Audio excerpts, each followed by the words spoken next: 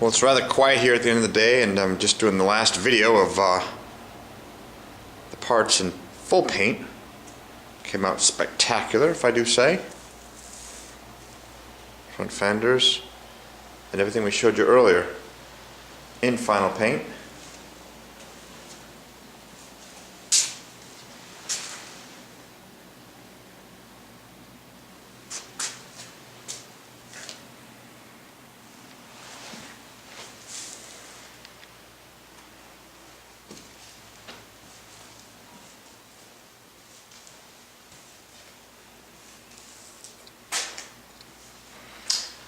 Tire carrier came out great.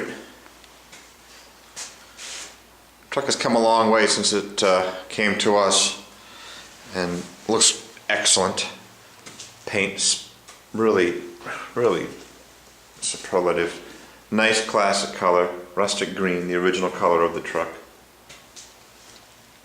These are kick-out vents that go on the cowl, and that's the fuel door. And again, things look as nice on the outside as they do on the inside. It's very important.